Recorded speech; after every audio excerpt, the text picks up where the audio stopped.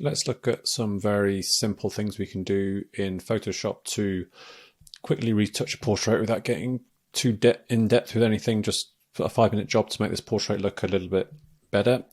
First thing I'm going to look at then is these sort of stray frizzy hairs around the edge there. If I zoom in, you can see this. So this is kind of a bit of a nightmare to sort of touch out individually. So a very quick way to do that is to blur them out, basically. So the way that we'll do that is, first off, we will create a duplicate layer, which is done. We won't bother to rename it right now. And then what I'm going to do is apply a filter called Noise, Dust and Scratches.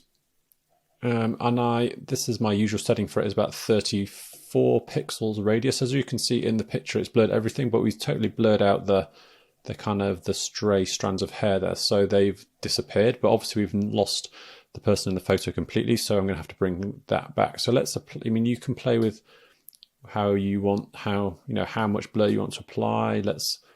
If we go lower, we can still see here at 16, we can still see them. So maybe let's bring them back up a little bit. So let's go for about 22. That looks about right. And because the background is all out of focus here, it's not really affecting that background. So I don't have to be too careful later to bring back the rest of the image into focus. So let's apply that filter there at a level that we're happy with, where we have removed those stray hairs. So press OK on the filter.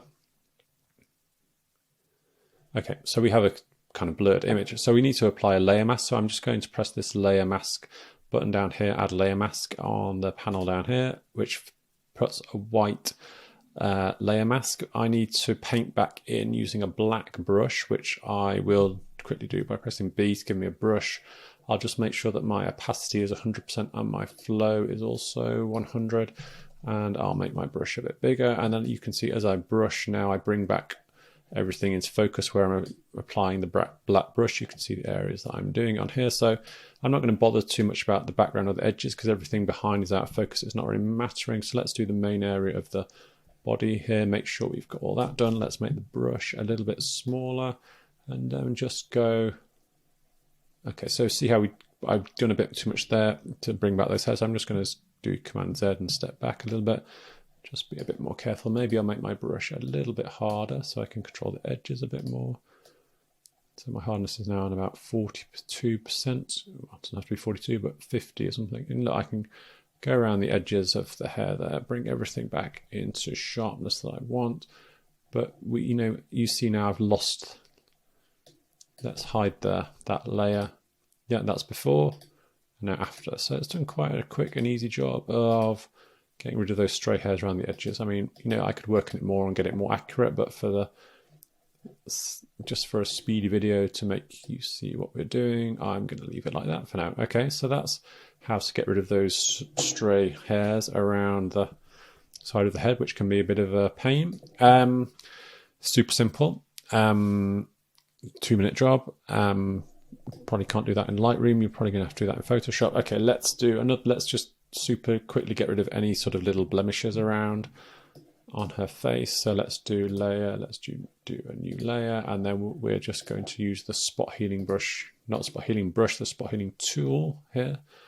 Spot healing brush tool, this one. Okay, and then we'll just get the size correct and we'll just look super simple, just spot out any little sort of blemishes. Super easy to do, only a few to do. They're all done. Okay, so we could call that one blemishes. Let's do a new layer. Okay, and then what we're going to do now is maybe this one we'll use the healing brush tool, and we can just, if there's any sort of little creases or anything, we can make sure we're on mode normal, and we're just going to hold Alt, choose a little area, and then just sort of work out, just if you wanted to remove some wrinkles or creases, you can see, so Alt on the skin nearby and just go across those areas.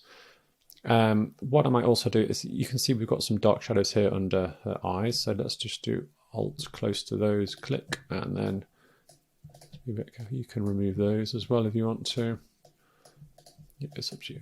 So we can just work our way. I'm doing this very quickly. We could be more accurate if you want it to be.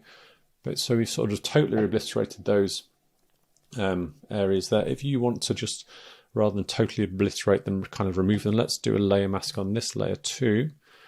And then let's get our brush on black again. But this time let's just set the flow to something low, like, let's go for around about 10%, 11% will do, 14% will do. And if we then just paint onto them a little bit, you can see, you know, just a couple of brush strokes, you sort of bring back, because you're using the layer mask, some of the visibility of the blemish or the shadow that you were trying to remove. So that can be a good way, just instead of totally obliterating things, apply the effect with the healing brush tool, and then use a layer mask with a brush set on a low setting like 15, and you can brush over and over it again if you wanted to build it up, just to reduce it rather than totally obliterate that effect. Okay, and then let's finally look at the shine on the skin. So let's do a layer, new layer.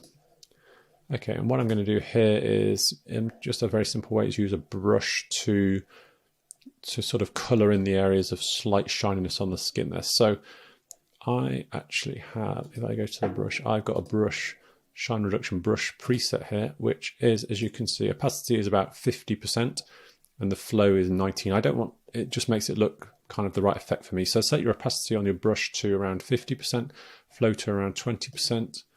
You know, my hardness is on 0, size can be controlled to whatever you want it to be.